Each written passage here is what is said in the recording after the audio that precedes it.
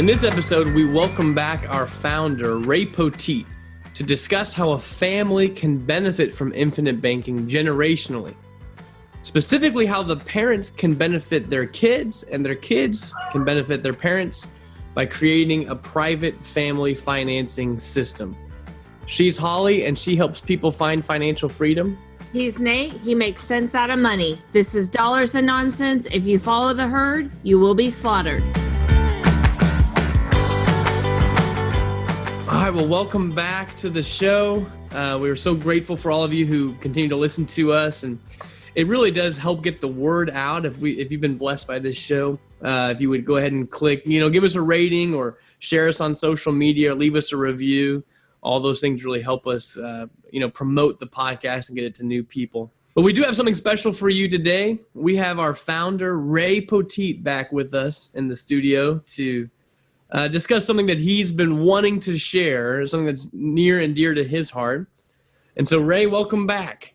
Well, thank you. I'm looking forward to today. Yeah, and so we're here, recording this in September 2020. I don't know where you're at, still maybe in quarantine or social distancing or whatever it's called, but we're having fun here in Lawrence, Kansas. But that being said, Ray, you wanted to share some things that have been close to you, and Holly as well has some things to share really on how the generations can take advantage of infinite banking, where family units can work together essentially to create wealth that they know will last, right? So I think that's the main gist of it, is instead of each individual piece, the parents, and then each of their own children starting their own little family and just separating the wealth into all these bits and pieces. Essentially what we're going to talk about today, at least I think from what you've told me, is more in light of how can we all work together to keep money in the family that normally leaves, that benefits everybody, both today and in the future. So I'm excited about it, Ray. What exactly is it that you wanted to talk about, or how did this come about? Well, it came about for me just reading Nelson's book again and just thinking about my own situation, what was happening every month. And especially since COVID, I've had more time. I've done more banking and thinking about things. And I just saw the multiplication and the growing of our family bank. And it was just amazing to me because of the number of loans that I've done within the family and within my client structure, that how much this was going to benefit the family currently and in the future. So tell me, what was your vision for the private family financing system? How can this system benefit the generations, not just through the death benefit, which I think a lot of people assume is the main part of what we're talking about? I think it's going to be a part. The generational aspect is not just the death benefit one day that will pass and be a big windfall. I think that is a big part of it, but how else are we mingling this system in with families? Well, I'm glad you brought that up. I really don't want to use the death benefit just yet, Nate, since it's beyond me. And you don't want to die yet? Living and doing that. So I'd like to first talk about what I saw was right now and then what the future was, okay? Sure. And so right now, I have multiple loans to my children and grandchildren and family members that are being paid monthly to what I would say Nana and Papa. That's pretty much what we go by in the family. And that all of a sudden I saw the most valuable dollars that we can have are today's dollars. So my children and grandchildren and family members are paying me and Nana today's dollars. So we have today's dollars to use. We have the most powerful dollars that are available to use personally. Now, I don't need them, but if I did, I could be using those dollars today, and my children and grandchildren don't mind paying us because they would be paying somebody. So that money is staying in the family, being used at the maximum efficiency that it can be right now, right today, by both Nana and Papa. So in other words, the kids and grandkids, they were already going to go borrow money. They were. They needed money. They got to buy a house. They got to buy a car. They needed money they didn't have. I've been in that boat. I've been one of those that borrowed the money. So I know exactly we need the money, okay? And we needed to do some things we want to do. And we're going to go someplace. There's a reason as a family why it can make sense to stick together. That's what you're getting at. So first off, the fact that we go to you to borrow the money can actually help you out by having this payment stream come in that would have gone to somebody else anyway, but it's going to stay here in the family that you guys get to use the money right now in today's dollars. And that's a benefit. Okay. That's totally correct. That's totally correct. What I saw more than anything was in today's dollars, because that's become a really big thing to me. And so I just totaled up the loans that I have to the family members on mortgages and car loans. What it came to was almost $13,000 a month. So, about $150,000 a year, which is not bad, added to my Social Security, which would make it $200,000 a year. I'm in pretty good shape, for an individual that if he had no more means of income than that, we could live off that very comfortably compared to what's going on in America today. Yeah, absolutely.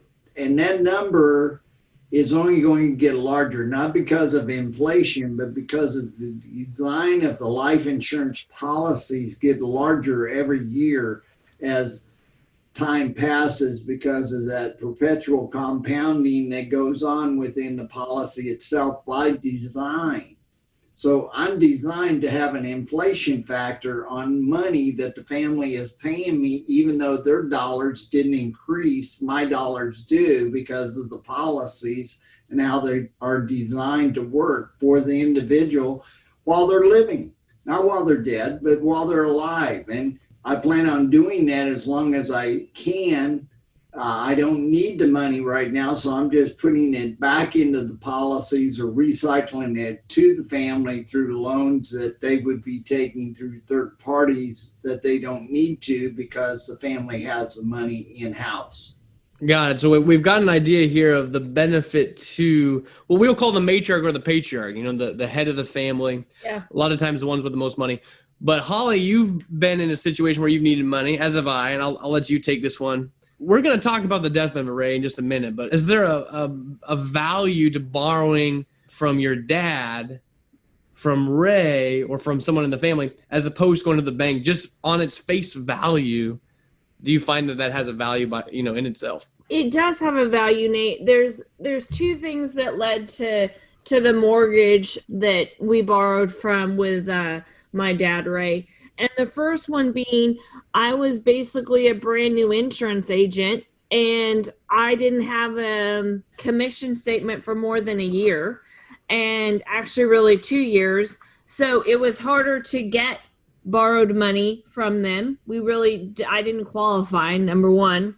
And number two, the amount they were willing to loan was less, but I had a higher interest rate. So it made sense to go with Ray and do that, because of how the loan is designed. And I'm going to be honest, I have no problem writing a check or giving money to, it's a lot easier to give it to somebody in your family, in my opinion, than it is to know it's going to the bank, never to be seen again. So it's a lot easier knowing you're giving that money back over to create wealth, generational wealth for the future, whether that be my family in the future, your family in the future, anybody's family that's part of that system that you are literally growing generational wealth for. But the second part is, when I borrowed the money, I was starting a brand new business. I'm going out on my own doing a business, and I didn't have the money really to pay my mortgage for 3 months, really 3 to 6 months. Let's just be honest and say it was going to be tight and a stretch. And I could never have gone to the bank and said, hey, let me not pay you for 6 months or 5 months or even 3 months, and I'll make up those payments at the end. What I was able to do by having the loan with my dad was saying, hey, can I use the money I was going to use for the mortgage to set up my business? And I will pay you, it's $100 and some extra dollars for the 30 years on the mortgage. And we just added that money in future wise and increase what I would pay, but then I didn't have to pay my mortgage for 3 months. So it was quite nice. Yeah, so you're saying that the flexibility Yeah. is so much better through the family. I would also make a mention too that it's not like Ray just says pay me whenever. There's certainly a system Yes. about it. So I guess I just throw a caveat there is we're not encouraging family members lend money and just whenever you have money go ahead and pay it back. No. That's how bad things can happen. So there's a systematic way. Yeah, there's systematic things you got to have in place, and I think everyone knows in the family that Ray's not lending us money, that Papa's not lending us money because he likes losing money. So No. it's like, we're all in the same team, not trying to take advantage of anyone. So that has to be in place. I really do feel like for the family unit to work together. But when it does, life is a lot simpler when you don't have to go to a bank to get a loan. You have to jump through all these hoops. You don't have to, if you miss a couple payments, your credit score is ruined or you're foreclosed on.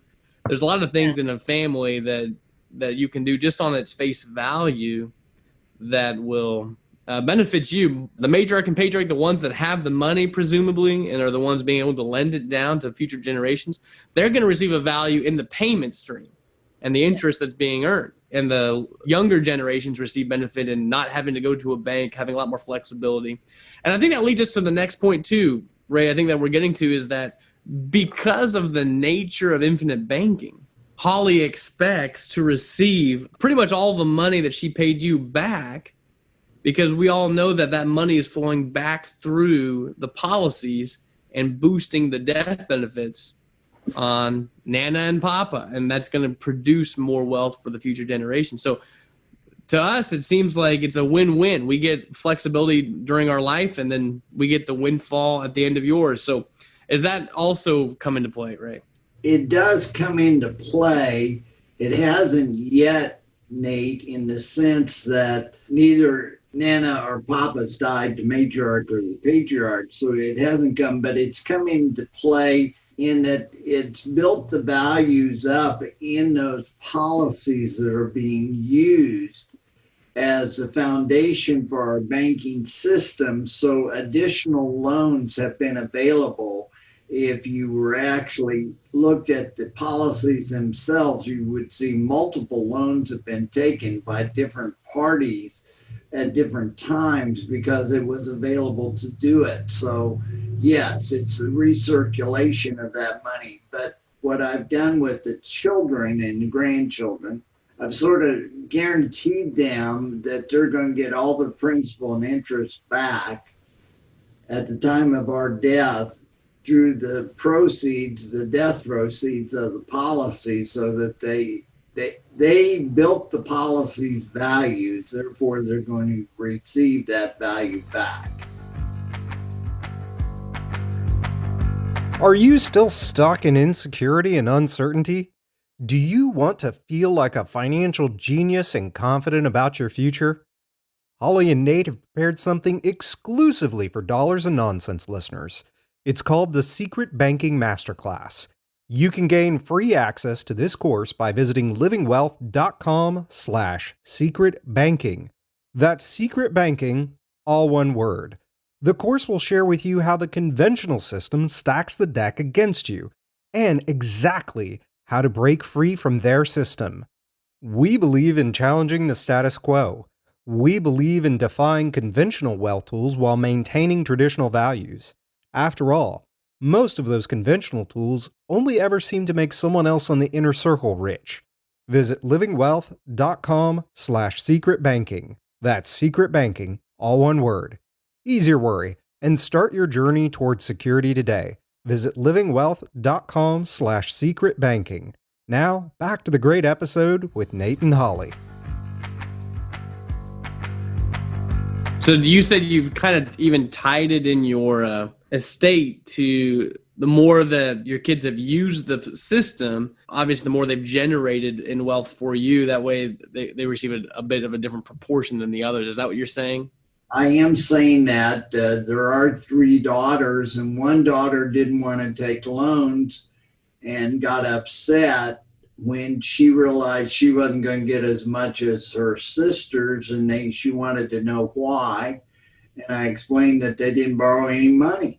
the problem is they didn't borrow any money for 10 years. And now they're trying to make up that 10-year difference. There's no way possible to do it in the time that's left because they're 10 years behind the schedule with everyone else. Nate, I think too, I want to add one of the reasons I say it's not hard to write a check to your family, and it is a system. I'm gonna say if I don't make my repayments, I know who's gonna come take my car or my house, right? He could definitely sell my house if he had to. But the reason it's a lot easier too is those payments, whether we realize it or not, it's not just about the death benefit that I'm gonna get in the future. It's about the fact that it is growing in that policy, and therefore it's giving even a better life to my mom and dad, that they have more to live on and to be able to use in their later years, even if they're not working. And so I think for me, the benefit is that as much as the loan is a blessing to my family, and we didn't have to jump through the hoops, on the same hand, it's such a blessing to be generous back to them because it's allowing them to never have to change their lifestyle. And like Ray said, $200,000 right now is a pretty good income if you had no other source. Yeah, exactly. And for me personally, I've seen myself. So my wife and I have 3 kids, and she wants a big family, and so I do too. That's just how it goes.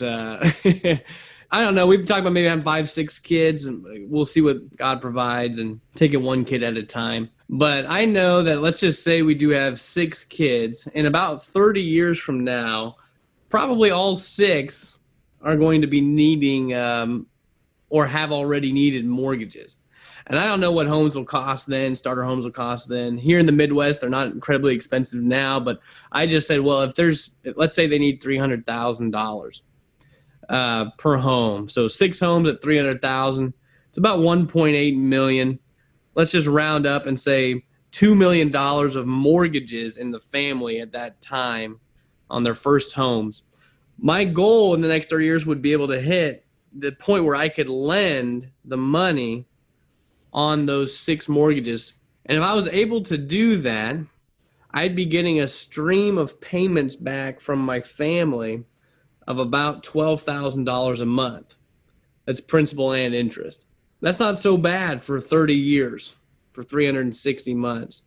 But if I take that same stream of money and I have it go back into a policy for those 360 months, that $2 million is going to turn into about $8.5 million for the family by the end of that time frame. That's not so bad. And it could be more. It could be even more than that. That's fairly conservative what I think can happen. I didn't have to go out of the family. I didn't have to take much risk. And the reason I say that is obviously there's a risk that your children don't repay you. But as Holly just mentioned, everyone involved knows that I'm not lending them money to lose money. So though I will be much more generous and merciful than a third-party bank, we all know if you lose your job and things happen, yeah, you can come move back in with mom and dad if you need to, but we're probably going to need to sell the house and replenish the funds. But of course, it's going to be a much more merciful situation than if they had Wells Fargo as their lender. They still might end up back with mom and dad. They may just have lost a lot of money. Either way, that's thoughts from my own life. It hasn't accrued yet. I'm not really the patriarch of sorts yet. But, I will be in that position, and I want to be able to take advantage of private family financing in that situation. And Nate, I'll say too, even in the situation we're in right now with COVID-19 and whether you got laid off or couldn't pay your mortgage and you got to defer it kind of and do that, I think for me, there was such a freedom knowing that either I can increase that and talk to a person that actually knows me, right? So versus a bank and stuff like that, I didn't have to contact my bank to say, hey, if I can't make this mortgage payment, here's what's going to happen. But I knew I had the freedom to say, hey, if I can't make this mortgage payment, can we add it on over the next however many years, 20 years the mortgage is, or 30 years, whatever those may be.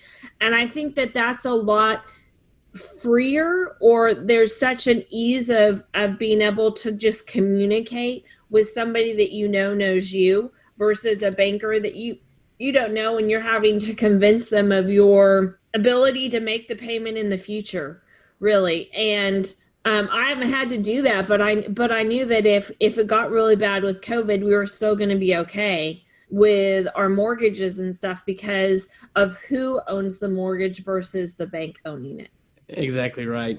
Ray, what else? What else did you want to share in this world of generational using of the policies in the system? I have parents, had parents, both my parents have passed. But as a child, I would have had no regrets helping them. In other words, if they were the financer, paying them as opposed to paying another third party and keeping that in the family. Actually, I probably would have enjoyed it if I'd had that gift or that ability to do it, because there's just a natural tendency within children to want to do for their parents what they've done for them. I just see that. So the love of God and the understanding of family, I think, has become very, very intimate because of the family banking. And I mean intimate in a way of relationship is growing strong in various things. Being honest, it is teaching discipline, at the same time teaching mercy and grace. And that's really within God's realm of what he wants to do for the family. And money is just one of the tools to use that where it's under the family's control. The beauty of that in the relationship of somebody being sick or hurt or off work, you're not dealing with all the things that you mentioned, Nate, in that your credit scores or things like that. This is not reported. It's within a family and it stays within a family. So it's very, very comforting and loving and understanding. Yeah, exactly right. So as we wrap up the podcast today, just to kind of, rehash some of the benefits there, Ray, you've been thinking a lot on how the patriarch and matriarch can benefit by taking over loans that their kids would have already gotten in the first place, get all the principal and interest back that used to walk out the door, be able to use them today. But as long as it's rolled back in through the policies first, it should be producing higher and higher death benefit amounts for the kids. So the children can be excited about it because they know it's going to help them receive a larger legacy from their parents. But also, as Holly mentioned, the children will receive benefits even here and now by avoiding bank financing, which no one loves to go through that process. No one loves the rules and the restrictions and the fees and the penalties and the foreclosure and all the things that can go wrong there. Yep. And by keeping them in the family, we can help with that as well in a much more, we're all in this together as we're trying to build wealth on the same team. And that mentality can be very, very helpful. I don't want to drag it out, but I do want to say that not only is it today's dollars, but upon the death, when the windfall comes, the future dollars become today's dollars to the beneficiaries of those policies because they receive them today. Therefore, they're today's values. They're future values right now, but they become today's values. And that's just something that has become very apparent to me as I'm getting older, as I'm thinking about death and the planning of what I should do and how I should do it, trying to seek the Holy Spirit to guide me and direct me. I am just absolutely excited about them being today's dollars, the most valuable dollars they will have to work with at the time that it's most important to have. I just can't tell you how thrilled I am about the system working that way. Me getting the use of today's dollars and the beneficiary getting the use of today's dollars when they come.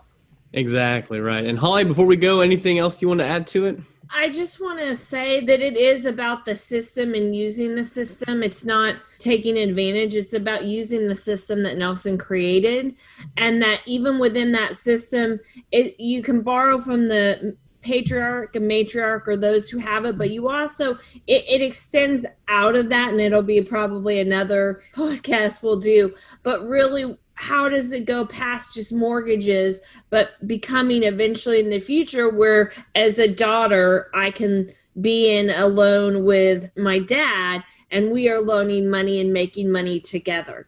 So I think it doesn't just stop with this one loan, or just the daughter to the father or the grandchildren to the grandparents, but really then it can create future loans for you guys to create a loaning business or work together on loans that generate money for both of you. Very, very good. All right. Well, that being said, this has been Dollars and Nonsense. If you follow the herd, you will get slaughtered. For free transcripts and resources, please visit livingwealth.com/E103. Dollars and Nonsense podcast listeners, one more thing before you go. Ease your worry and start your journey towards security today. Visit livingwealth.com/secretbanking. You'll gain instant free access to the special 1-hour course Holly and Nate made for you. Again, that's livingwealth.com/secretbanking.